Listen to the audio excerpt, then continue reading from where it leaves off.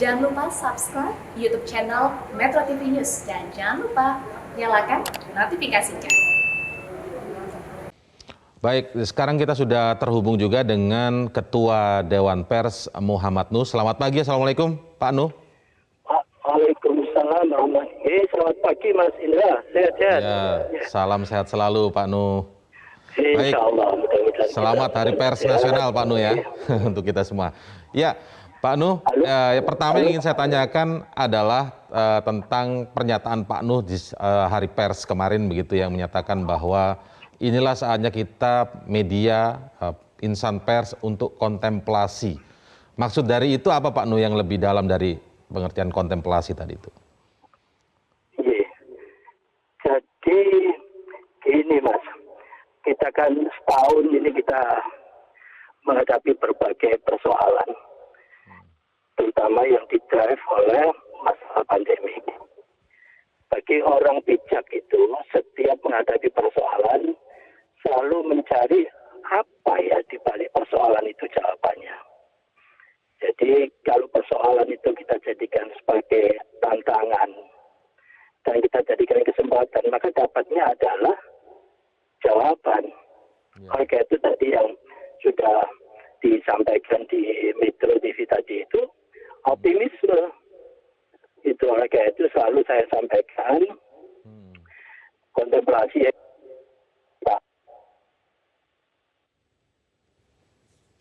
sinyal perubahan itu kan sudah 20 tahun yang lalu sebenarnya.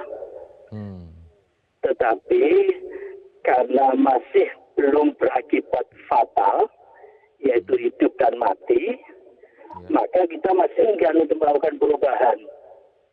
Tetapi kondisi pandemik ini menjadikan tantangan itu hidup atau mati, maka kita mau tidak mau harus berubah. Jadi ini adalah unsur pemaksa untuk kita lakukan perubahan itu. Yang kedua, digital disruption.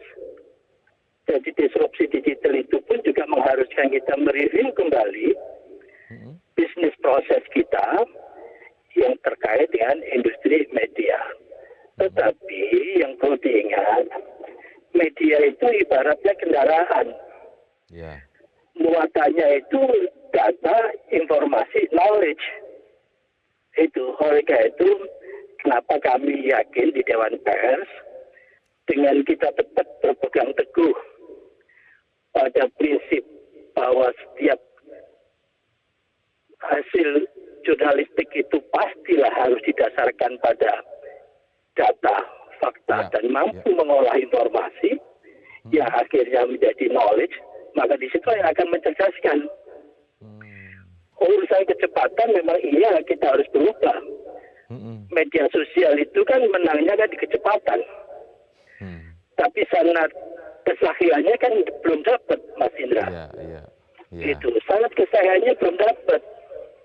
Apalagi dalam pola pikir atau kebiasaan kita itu distortif. Ya. Misinformation, disinformation maupun malinformation itu menjadi bagian yang melekat di situ, maka sekali lagi mengandalkan pada media sosial itu sangat berbahaya.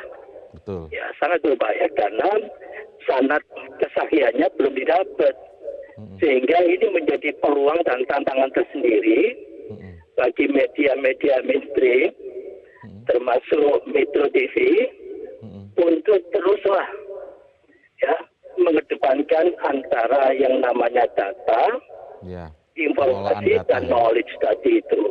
Jadi semuanya itu harus basis data, ada faktanya. Itu kan kaidah dasar dari kode etik jurnalistik. Gitu. Saya kira yang paling penting itu ya. Ya, Pak Nuh. Ini pertanyaan klasik sebenarnya, tetapi kan kalau mungkin bisa dijelaskan kembali. Pada kenyataannya media hidup tentu saja beriringan atau berdampingan bahkan melekat dengan industri. Artinya ada persaingan dan lain sebagainya. Terkadang media juga tergoda oleh rating share kalau untuk TV, readership kalau untuk cetak begitu ya. Atau mungkin juga peringkat Alexa kalau misalnya untuk media daring, media online. Bagaimana menyeimbangkan antara, baik rupanya terputus ya hubungan dengan Pak Nuh, Ketua Dewan Pers, sayang sekali. Baik, saya langsung ke Mas Kohar aja. Mas Kohar, Ya. topik ini menarik memang, ini topik yang menjadi otokritik ya sebenarnya bagi semua insan pers, lembaga pers, termasuk kita Metro TV Indonesia, medcom.id, bahwa Lampung Pos, bahwa memang yang seperti yang saya tanyakan tadi, bagaimana menyeimbangkan pertanyaan klasik ini antara sikap yang menjaga independensi, data yang valid dan lain sebagainya dengan persaingan kecepatan yang tadi disebut tuh medsos misalnya, bahkan juga tergoda oleh rating share. Kadang-kadang rating share tinggi karena sensasi, tapi media nggak mau memainkan sensasi. Ini kan pertanyaan-pertanyaan klasik sebenarnya. Mas Kohar ya. Inti dari jurnalisme itu adalah kan jantungnya kan verifikasi. Betul. Nah, kenapa jantungnya verifikasi? Karena kesetiaan yang pertama itu kan kepada kebenaran. Betul. Kalau yang disampaikan itu ternyata ada yang tadi dikatakan Pak Nuh misalnya, misinformasi atau bahkan mungkin disinformasi, malinformasi, itu harus diluruskan oleh siapa? Oleh media mainstream, oleh pers. Nah, fungsi pers yang konstruktif itu salah satu diantaranya adalah juga mendudukkan informasi pada posisi yang benar. Betul. Selain tentu saja memberitakan hal-hal baik, hal-hal positif, tetapi itu pun belum cukup. Dia harus menghasilkan pengetahuan, menginspirasi. Jadi lebih dari itu, lebih dari sekedar informasi saja ya. Betul, sehingga pers itu nantinya bisa menjadi referensi. Referensi bagi siapa? Bagi seluruh bangsa, bagi masyarakat. Dia bisa memberikan arti yang sesungguhnya bagi kehidupan ini, tidak secara luas, tidak hanya sempit. Dia tidak sekadar berita, tetapi juga menghasilkan dampak gitu loh, pengaruh gitu kan. Jadi ada pengetahuan, mengupgrade orang, knowledge to elevate itu kan begitu, mengupgrade orang. Nah, dengan pengetahuan tentu saja. Dalam konteks seperti itu, maka perlombaan ketergesa-gesaan itu akan berhadapan dengan kredibilitas. Oke. Sering kita misalnya terlalu bergegas, tetapi mengabaikan akurasi, ya sama saja kita membiarkan jantung kita sakit gitu loh. Jantung kita tidak sehat. Baik, gitu. kita kembali ke Pak Nuh dulu ya. Mas Kohar. Pak Nuh sudah terhubung kembali ya? Maaf tadi terputus, Mas. Iya baik. Jadi nggak apa-apa, Pak Nuh. Yang selain tadi itu ajakan untuk kembali pada basis data informasi knowledge, karena yang bisa mencerdaskan itu knowledge. Ya, knowledge itu yang bisa mencerdaskan. Sehingga itu kan amanah pembukaan undang-undang dasar kita. Yang kedua, pada masa-masa pandemik begini, yang selalu kami kedepankan dari Dewan Pers, yaitu tentang prinsip kekitaan. Kita, bukan saya. Karena tidak mungkin ini diselesaikan oleh pemerintah saja, oleh masyarakat saja, oleh media massa saja, tidak mungkin. Tapi sekali lagi adalah kita. Disitulah media massa kita ajak terus menggelorakan yang namanya optimisme, partisipasi publik, ya, empati publik. Itu kekuatan itu ada di kita. Berapa sih resources yang dimiliki oleh kelompok tertentu atau oleh pemerintah sangat terbatas. Tapi sekali lagi kekitaan, social cohesiveness lah yang harus kita bangun. Sehingga dari situ media, terutama media mainstream tadi seperti yang panjenengan sampaikan tadi itu, ya memang fungsinya enlightening, memberikan pencerahan. Di saat orang terjebak pada distorsi informasi, ya credibility informasinya tidak bisa dipegang, maka ya media mainstream sebagai clearing house-nya memberikan pencerahan, ini loh duduk perkaranya seperti ini, dan seterusnya. Sehingga mau nggak mau tidak ada pilihan lain kecuali apa?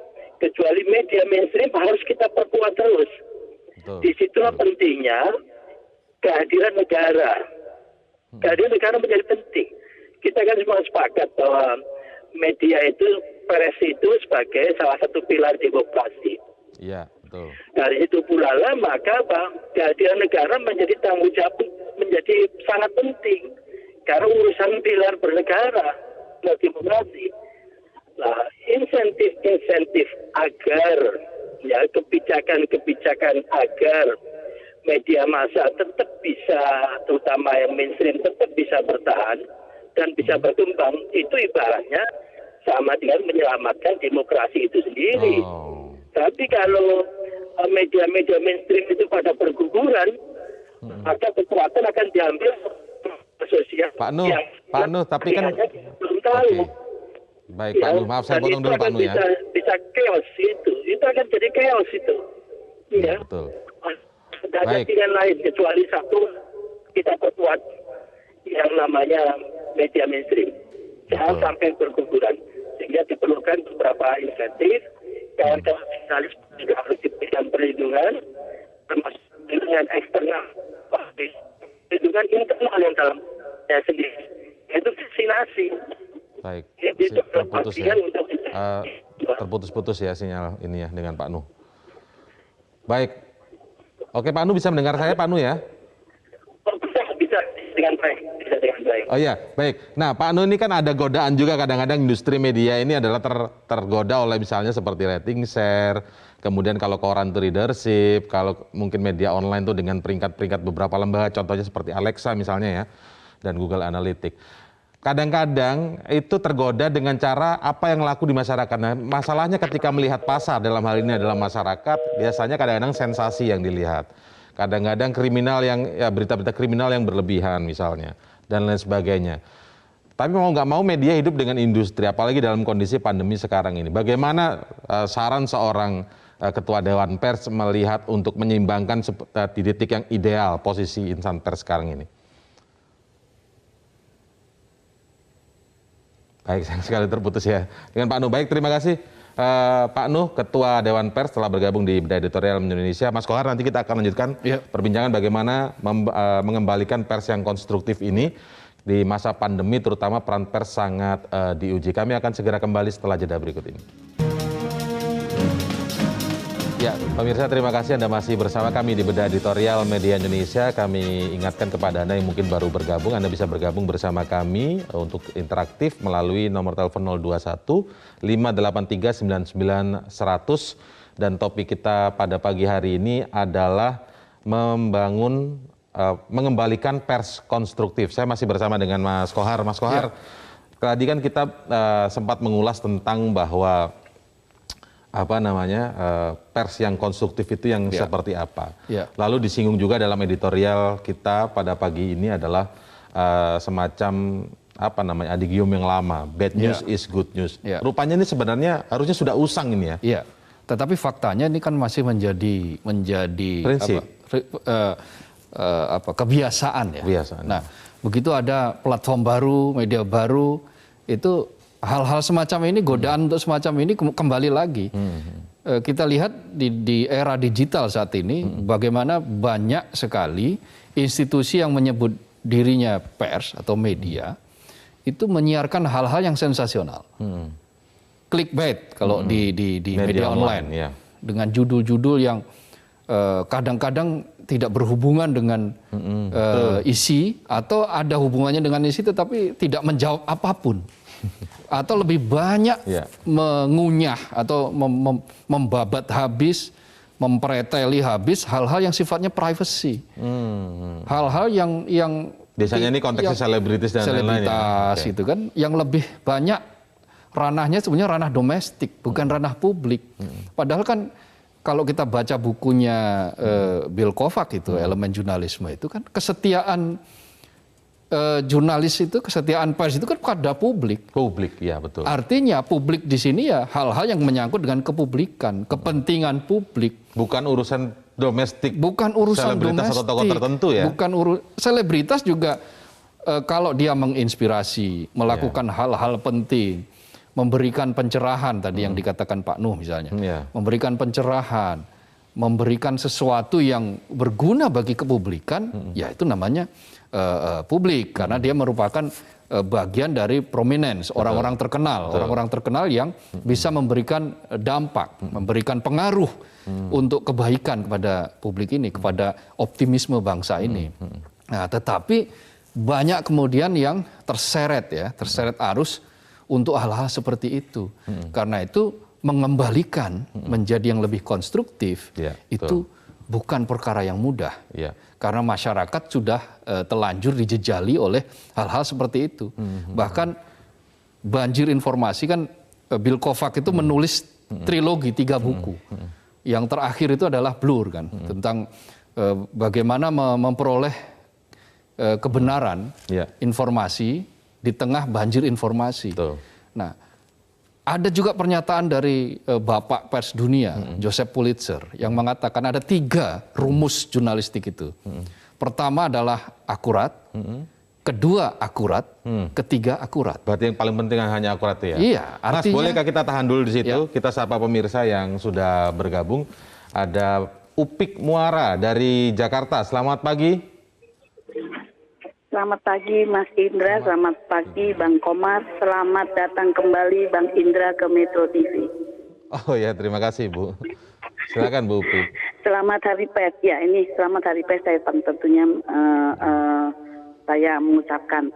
Tapi melalui pers ini sebenarnya itu tumpuan semua anak bangsa atau warga negara, karena melalui pers ini segala kekurangan dan penyimpangan baik yang dilakukan oleh masyarakat maupun pemerintah bisa diupayakan untuk dikoreksi kan, betul. Nah, saya sendiri kepingin ini undang-undang pers itu harus segera ditegakkan. Kalau kita lihat nih sekarang karena virtual gampang banget bangun tidur kita lihat berita. Padahal itu belum tentu benar, terutama yang tadi disebut Bang Komar tentang selebritis. Itu bisa dibayar gitu loh. Sekarang tolong undang-undangnya dipertegas. Mana nih kira-kira pers yang tidak objektif dalam pemberitaan, baik itu selebritas maupun apapun. Termasuk masa pandemi ini, pers punya peran penting dan sangat penting sekali. Selain untuk meneruskan informasi yang benar, juga untuk sosialisasi perilaku hidup yang baik dalam masa pandemi ini. Itu benar-benar. Nah, makanya saya minta tolong di sini adalah yang garis bawahi adalah undang-undang pers untuk ditegakkan. Mana yang bayar? Ini kan banyak yang mau menaikkan rate terus dia bayar. Baik itu orang politikus maupun selebritis, itu harus ditindak. Jadi masyarakat tuh kadang-kadang bangun tidur nih otaknya masih belum diisi apa-apa, udah diisi kebohongan, sangat mudah. Saya kembali lagi saya ucapkan selamat pers harus benar objektif, yang enggak langsung kena ditindak gitu, yang berat gitu. Jadi baik, kita terima kasih masyarakat informasi. Terima kasih Ibu Upi Muara dari Jakarta. Kita beralih ke Pak Ikhwan ya di Jember, Jawa Timur. Selamat pagi Pak Ikhwan. Selamat pagi Mas Indra, selamat pagi Mas Abdul Kohar. Begini, selamat ulang tahun pers. Yang jadi masalah sekarang pers itu adalah sarana komunikasi dan informasi. Dan kuncinya masalah benar dan salah. Yang salah itu biasa kita kenal dengan hoax itu. Nah, yang jadi masalah ternyata kalau kemudian kebenaran ini dan kesalahan ini memberikan warna bentuk pengaruh kepada pola pikir, sikap, perilaku, ucapan, sampai kepada keputusan seseorang. Apalagi masalah hidup berbangsa dan bermasyarakat, berbangsa dan bernegara. Standarisasinya adalah bagaimana paham insan pers ini tentang sejarah nasional, sejarah pers, undang-undang yang mengatur tentang pers khususnya, kemudian masalah ideologi negara, dan masalah religiusitas. Karena negara kita ini negara teis demokratis, maka religiusitas ini juga harus menjadi bahan pertimbangan, alat ukur pedoman, dan suri teladan. Kalau sudah kebenaran ini melenceng, artinya tidak objektif, maka dia masuk dalam munafikisasi, kalau itu masuk kan, munafikisasi, fasetisasi, kemudian kafirisasi, lalu dolimisasi dan sirikisasi masuk ke sana. Dan ini merusak masyarakat.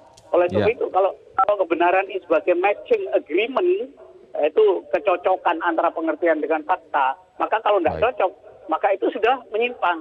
Oleh sebab itu pers konstruktif itu kalau dia memberikan warna pengaruh yang orientatif, dasar arah, kemudian memandu, mengawal, untuk kepada bagaimana sikap nasionalisme patriotisme yang arahnya itu adalah yang prinsip, yaitu tentang Pancasila, UUD 45, kemudian NKRI, Bhinneka Tunggal Ika, dan pembangunan nasional. Nah, untuk itulah berpikir yang analisis konstruktif itu sampai kepada objektivitas. Kalau memang pers mampu memberi standarisasi seperti itu. Oke. Baik, poinnya sudah ditangkap ya Pak Ikhwan ya, intinya ya kembali ke topik kita bahwa mengembalikan pers yang konstruktif tadi. Terima kasih Pak Ikhwan dari Jember, Jawa Timur, nanti kita akan ulas lebih lanjut Mas Kohar, tapi kita harus jeda terlebih dahulu. Pemirsa tetaplah bersama kami di Bedah Editorial Media Indonesia. Mengembalikan pers yang konstruktif, itulah editorial kita pada pagi hari ini. Sebelum kita mengulas lebih lanjut dengan Mas Abdul Kohar, anggota Dewan Redaksi Media Group, kita kembali menerima penelpon dulu ya. Bambang Saptono dari Surakarta, selamat pagi Pak Bambang. Selamat pagi Metro TV, dan selamat pagi saudaraku bangsa Indonesia. Selamat pagi, silakan Pak. Oke, kami mengucapkan selamat Hari Pers Nasional kepada Metro TV, Media Indonesia, dan seluruh insan pers di Indonesia. Semoga tetap menjadi yang independen, terkini, terpercaya, dan konstruktif di dalam menyampaikan informasi kepada masyarakat. Lah, begini Mas, di saat pandemi COVID-19 sekarang ini, pers memiliki beban berat atau beban yang bertambah dibanding dengan masa-masa sebelumnya. Di satu sisi berhadapan dengan keselamatan dari ancaman COVID-19, dan di sisi lain dampak ekonomi yang diakibatkan oleh pandemi COVID-19. Nah, selain itu Mas, bahwa kaitannya dengan berkembang pesatnya media sosial, ini juga menjadi sebuah tantangan dari insan pers. Nah, namun begitu, pers tetap dituntut secara konstruktif untuk peran sertanya di dalam penanggulangan COVID-19 maupun di dalam pembangunan Indonesia. Nah, pertanyaan kami begini Mas, kenapa editorial pagi ini justru mengangkat judul kaitannya dengan mengembalikan pers yang konstruktif? Nah, apakah selama ini pers dinilai mulai tidak konstruktif lagi? Nah, terakhir Mas, kami juga mengucapkan selamat untuk insan pers karena Presiden Joko Widodo menghadiahkan pembebasan pajak penghasilan sampai bulan Juni. Nah, kami usul ini mestinya selain ada bansos, juga ada banpres, yaitu bantuan untuk insan pers. Terima kasih Mas. Terima kasih Pak Bambang Saptono dari Surakarta, bernas sekali pertanyaannya. Ini sebenarnya juga yang ingin saya tanyakan sih, Mas Kohar ya, di awal tadi ketika membuka editorial bersama teman-teman dari Selamat Pagi Indonesia tadi. Pertanyaannya, apakah pers selama ini tidak konstruktif dari sudut pandang Dewan Redaksi Media Group News karena melihat mengembalikan pers konstruktif? Judul yang diangkat pagi hari. Kan di dalam editorial disebutkan, jadi spirit kritisisme pers itu, jadi setelah sekian puluh tahun kita berada dalam rezim otoritarian, Orde Baru, pers yang dibungkam pers lah yang sangat tertutup gitu kan, dibungkam, budaya telepon dan seterusnya. Tiba-tiba kita memiliki pers yang tiba-tiba bebas. Maka seiring berjalannya waktu, mengelola kebebasan ternyata bukan perkara yang mudah. Kita menghadapi situasi yang sangat pelik. Pers betul-betul bahkan ada yang menyebut sebagai kebablasan. Bahkan berkali-kali pula pers itu dituding sebagai biang bagi kekacauan, kegaduhan dan seterusnya. Nah, kita perlu kontemplasi kata Pak Nuh. Atau kita otokritik kaum pers ini. Apakah selama ini yang kita wartakan itu sudah berada pada jalur sebagaimana kebebasan pers yang sesungguhnya yang dimaksud, atau justru sebetulnya ini sekadar euforia, euforia ketika dari situasi tertutup, kemudian ada keterbukaan, maka keterbukaan itu diartikan dengan apa saja bebas, gitu, apa saja bisa menghantam orang, melakukan insinuasi dan seterusnya, atau alih-alih fungsi pers yang dijalankan malah fungsi buzzer yang dijalankan. Betul. Nah, jadi ini dipengaruhi pula oleh gejala ketika fenomena munculnya banyak sekali kemudahan untuk mendirikan pers, mendirikan institusi pers, media. Tanpa ada siup kan sekarang bebas. Bahwa itu sebagai suatu langkah yang benar, iya. Tetapi kemudian kan seperti dikatakan tadi, ada berita yang lebih banyak sekali mengurusi hal-hal yang sifatnya privat. Betul. Ada yang informasi-informasi yang dibiarkan menggantung, tidak ditindaklanjuti dengan hal-hal yang sebenarnya seperti apa.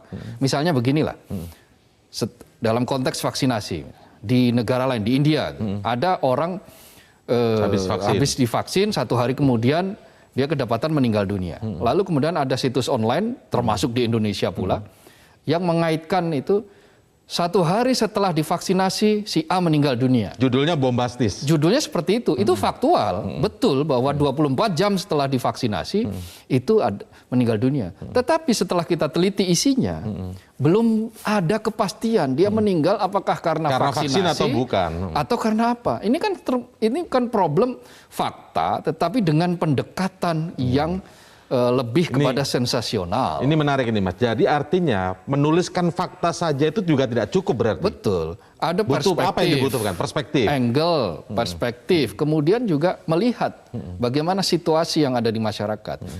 Pers Indonesia, organisasi pers di Indonesia yang kemudian tanggalnya dibikin Hari Pers Nasional, itu sejarahnya adalah pers perjuangan. Tanggal 9 Februari ada para wartawan berkumpul 9 sampai 10 Februari di Solo, di Surakarta, kemudian membuat kesepakatan bersama untuk bersatu, untuk apa? Mempertahankan kemerdekaan. Satu. Itu kan berarti pers tidak lahir di ruang kosong. Mempertahankan kemerdekaan. Kedua, menghilangkan sisa-sisa Belanda. Lalu yang ketiga, menjelaskan pada publik bahwa penjajahan itu berbahaya. Penjajahan itu berbahaya. Itu artinya kan berarti ideologis banget. Pers kita itu ideologis banget. Dia punya visi, punya misi yang jelas. Tidak sekadar menyampaikan informasi. Bahkan di Undang-Undang 40/99 itu kan tugas pers kan selain menyampaikan informasi kan juga memberikan edukasi, pendidikan, menghibur, ya. Lalu kemudian kontrol sosial. Lalu di ayat berikutnya pers sebagai lembaga ekonomi. Jadi sekaligus menjawab tadi bahwa tidak semata-mata 4 fungsi tugas tadi itu, tapi juga pers sebagai lembaga ekonomi.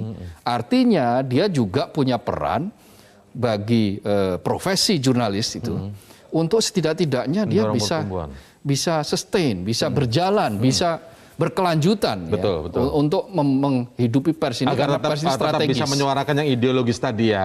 Oke, baik Mas Kohar, kita jeda terlebih dahulu. Bedah editorial Media Indonesia akan segera kembali setelah jeda berikut ini. Ya, baik, terima kasih kembali di Bedah Editorial Media Indonesia. Langsung saja Mas Kohar, kita kan tadi mengulas tentang bagaimana godaan ya di tengah industri, kemudian tadi disinggung sebagai lembaga ekonomi juga pers itu. Tetapi kembali soal pertanyaan godaan tadi itu memang nggak mudah Mas. Apakah boleh saya menyebutnya itu adalah too good to be true, menjaga yang idealis dengan godaan sebagai industri? Di mana-mana idealisme itu memang pertarungannya dengan begitu. Idealisme itu dengan apa namanya instan gitu ya, cara instan untuk mencapai sesuatu yang besar. Tetapi umumnya cara instan itu pasti akan mengandung hal-hal celah-celah yang berbahaya. Apa? Pada suatu titik dia akan runtuh ya. Sama seperti kayak bubble ekonomi misalnya. Ketika dia sudah menggelembung semakin besar, ketika pecah, balon itu pecah, ya dia akan berantakan. Jadi cara instan itu seperti kayak membangun istana pasir. Kesapu angin dia bisa kemudian ya hancur sehancur-hancurnya. Karena itu kita harus menghargai proses. Idealisme pers itu sudah menjadi harga mati. Itu tidak bisa digadaikan. Bukan berarti kita tidak bisa mengikuti style dan seterusnya gaya milenial dan itu bukan. Tetapi menghibur, menyampaikan ajakan, menyampaikan gagasan. Tetap bisa saja asal kita kreatif bisa disampaikan secara ringan, secara mudah dicerna. Memang tugas pers begitu, mempermudah hal-hal yang sulit kan begitu. Artinya persoalan-persoalan yang rumit harus diterjemahkan sehingga dia pesan itu bisa sampai kepada masyarakat. Kalau kita ingin membangun optimisme, kita ingin menyampaikan bahwa vaksin ini aman dan seterusnya juga harus disampaikan dengan sejelas-jelasnya. Bukan berarti harus menutupi ada fakta yang kekurangan, bukan. Tetapi bagaimana, misalnya begini, kayak ada statement seorang menteri Kesehatan yang bilang bahwa tracing kita selama ini salah misalnya gitu. Bukan berarti kita lalu menutup, nggak ada yang salah dari pemerintah. Bukan begitu justru. Bukan begitu. Karena itu justru datang dari internal pemerintah. Betul. Kita sampaikan, tetapi yang penting adalah bagaimana how to-nya. memperbaiki kesalahan itu dan dari respons persoalan, ya. atas kesalahan itu. Apa yang harus dilakukan dan bagaimana kecepatan dalam merespon itu. Kita tidak mungkin menutupi bahwa ekonomi kita terkontraksi 2,07%, minus 2,07%. Dan itu meleset, perkiraannya kan 2%, 1,9 sampai 2%. Tetapi tidak apa-apa. Yang penting adalah bagaimana trennya bagus. Nah, jadi itu ketika setelah fungsinya. mengolah data tadi yang misalnya kata Pak Nu tadi ya, mengolah data dan fakta yang ada tentu saja, tetapi tidak sekedar disampaikan secara telanjang, tetapi ada narasi di situ yang dibangun untuk bicara soal solusi ke depan. Betul. Di situ letak mencerdaskannya. Betul. Jadi tidak semata good news is a good news. Jadi baik semua berita baik itu juga berita. salah ya begitu ya? Tidak semata itu, bukan salah, kurang. Tidak semata begitu, tetapi dia harus menghasilkan apa yang kira-kira menginspirasi, memantik inspirasi untuk solusi, untuk mencari solusi, jalan keluar. Lebih banyak mencari, memberikan pemantik bagi munculnya jalan keluar, maka pertarungan gagasan di situ. Mulai dari yang kritis sampai yang kemudian yang penting jangan yang apatis ya lah. Karena apatisme itu tidak memiliki ruang. Betul. Skeptisisme yang kita kembangkan adalah skeptisisme untuk mencari kebenaran. Bukan apatisme, beda dengan itu. Jadi bukan sembarang nyinyir, tapi skeptis, bukan sembarang apatis, tetapi skeptis itu ragu-ragu dalam konteks metode, cara. Cara kita untuk memverifikasi informasi, untuk lebih membuat sebuah informasi ini punya kebenaran yang betul-betul sempurna, maka perlu diadakan verifikasi. Itu dimulai dari sikap ragu-ragu atas informasi walaupun yang kita misalnya terima. Nanti ke depan banyak ditemukan, karena ini kan pandemi ini kan memang baru pertama ya, kemudian di dunia semua negara juga panik dan lain sebagainya.